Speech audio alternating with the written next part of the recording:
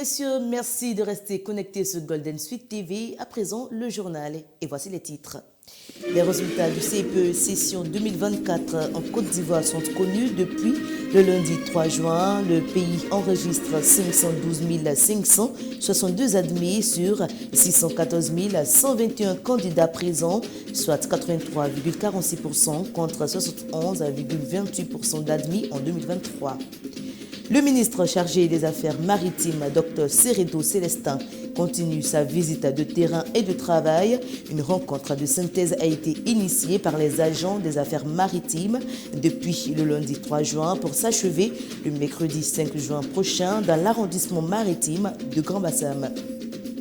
Le ministre russe des Affaires étrangères Sergueï Lavrov était ce mercredi 5 juin au Burkina Faso, précisément à Ouagadougou, où il a rencontré le capitaine Ibrahim Traoré. Au sorti de cette rencontre, une conférence de presse s'est tenue. Et voilà pour les titres. Dames et messieurs, bonsoir et bienvenue. Démarrons ce journal avec le CPE 2024. Les résultats du certificat d'études primaires élémentaires de 2024 sont connus depuis le lundi 3 juin 2024. Le pays enregistre un taux de réussite de 83,46%, le point de Ange pas comme maman.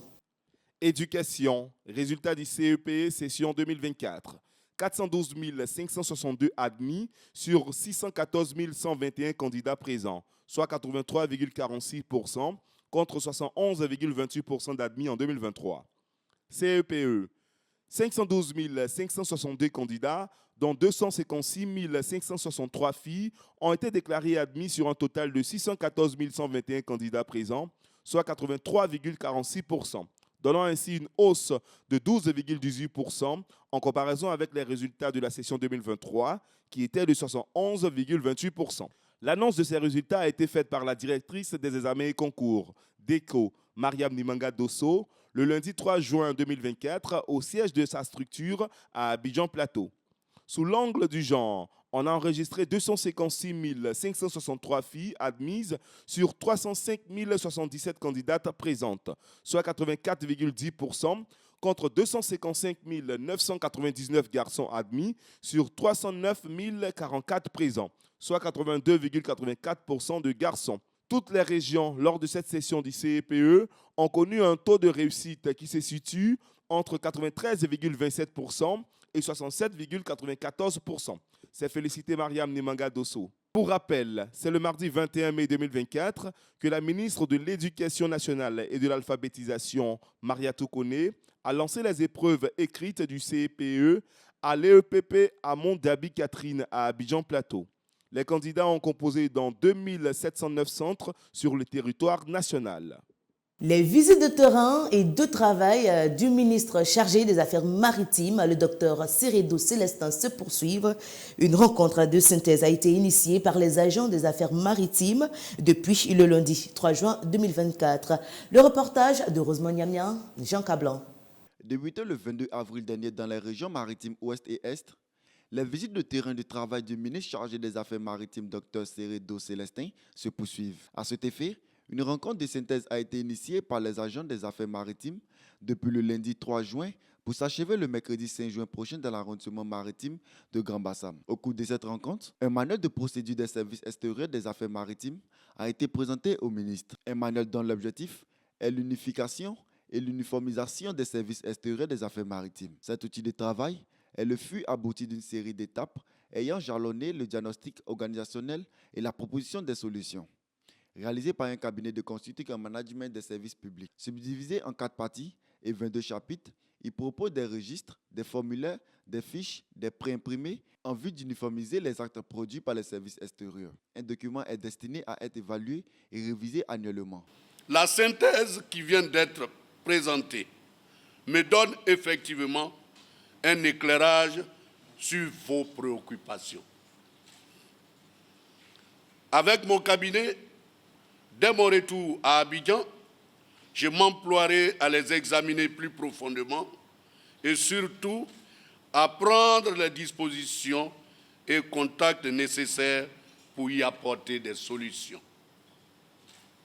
Déjà, comme piste de réflexion, je pense au tableau de réalisation des investissements et équipements assortis de chronogrammes que j'avais fait établir en 2021 à l'issue de ma tournée de prise de contact. S'agissant des procédures de travail, je voudrais avec vous me réjouir du traitement positif de cette préoccupation qui a abouti à l'élaboration d'un manuel.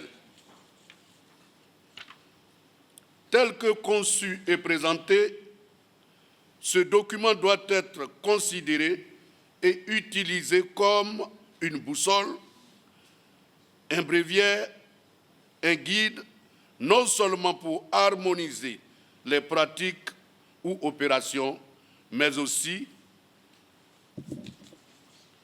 pour minimiser les risques d'erreur, de mauvaise interprétation ou d'appréciation inexacte.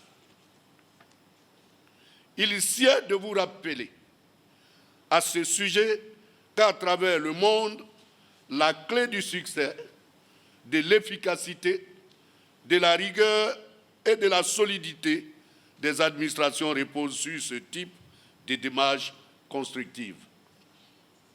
Je vous invite donc à vous l'approprier, à le consulter constamment et à appliquer scrupuleusement ces dispositions. C'est à ce prix que vous donnerez à votre corps, à vos fonctions et à l'administration maritime toute leur grandeur. Merci et félicitations à toutes celles et à tous ceux qui ont contribué à son élaboration. Félicitations au directeur général qui, avec dextérité, a pu relever ce défi important. La présentation et la remise de ce manuel de procédure ont eu lieu en présence de Madame le préfet du département de Grand Bassam et du représentant du maire de Grand Bassam, des membres du cabinet, du directeur général des affaires maritimes et du personnel maritime de la direction générale Est, colonel Kone Moulay, directeur régional des arrondissements maritimes Est, revient ici sur la conception et l'importance de ce manuel.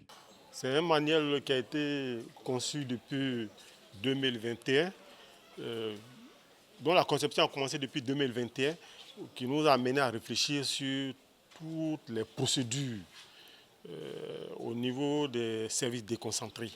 Parce que par le passé, les procédures étaient différentes les unes des autres. Chaque arrondissement avait ses procédures. Et depuis l'avènement de ce manuel, je pense que toutes les procédures seront uniformisées. Et c'est dans cela que le manuel est très important pour nous, très utile.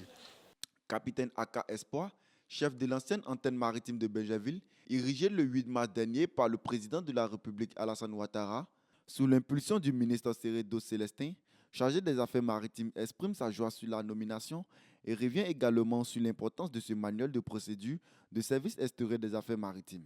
Ce manuel de procédure, comme l'a dit monsieur le ministre tout à l'heure, serait pour nous, agents des affaires maritimes, une boussole désormais, parce qu'une administration structurée a besoin d'avoir une harmonie au niveau des procédures de travail.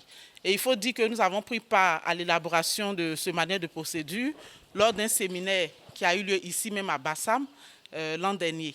Et nous recevons ce manuel à cœur joyeux parce que cela va permettre aux affaires maritimes, à travers différents services extérieurs, de vraiment avoir une fluidité dans le traitement des dossiers et une célérité également. Il faut noter que ce séminaire de synthèse et de remise de manuel de procédure des services extérieurs des affaires maritimes intervient au lendemain de la signature du cadre organique du dit ministère. Parlons santé dans ce journal. Couverture maladie universelle CMU, des bureaux mobiles d'enrôlement et de retrait de cartes installées à Yopougon. Le commentaire d'Olivia Kwame. Couverture maladie universelle, des bureaux mobiles d'enrôlement et de retrait de cartes installés à Yopougon. Des bureaux mobiles d'enrôlement et de retrait de cartes de la couverture maladie universelle CMU sont en phase de déploiement sur toute l'étendue du territoire national. Le lancement officiel de ce projet a eu lieu ce mardi 4 juin 2024 à Abidjan-Yopougon. coprésidé par le ministre en charge de la Santé Pierre Ngudemba et celui de la Protection sociale M. Adama Kamara, en présence du maire de Yopougon Adama Bitogo, ainsi que de la directrice des opérations de la Banque mondiale pour la Côte d'Ivoire, la Guinée et le Togo, Madame Marie-Chantal Ouanyiri-Gira. C'était au cours d'une cérémonie inaugurale tenue respectivement à Sipores et au marché du sous-quartier Sikoji. Dotées d'une capacité de production de 204 par heure, ces unités mobiles sillonneront les différents quartiers en vue d'être plus proches des populations. Cette phase pilote est une campagne qui va durer au moins 6 mois. Les efforts entrepris selon le ministre Demba ont permis de renforcer la prise en charge avec à ce jour plus de 50% des centres publics conventionnés et d'enrôler 40% de la population contre 5% seulement qui bénéficiaient d'une assurance maladie avant la CMU. L'objectif est de faciliter l'accès à la carte CMU à au moins 20 millions de personnes, d'accroître le réseau de soins CMU à au moins 90% des structures sanitaires publiques et faire monter le taux d'utilisation de la CMU d'ici la fin de l'année. Pour rappel, la couverture maladie universelle CMU est un système national obligatoire de couverture contre le risque maladie au profit des populations et pour objectif de garantir à l'ensemble des Ivoiriens résidant en Côte d'Ivoire l'accès à des services et à des soins de qualité à moindre coût, informe le ministère de la Santé, de l'Hygiène publique et de la couverture maladie universelle. Et puis, en visite à Ouagadougou, le ministre russe des Affaires étrangères, après avoir rencontré le capitaine Ibrahim Traoré, a tenu une conférence de presse. On regarde ces détails de Stéphane Conan. Après la Guinée et la République du Congo, le ministre russe des Affaires étrangères Sergueï Lavrov était ce mercredi 5 juin à Ouagadougou.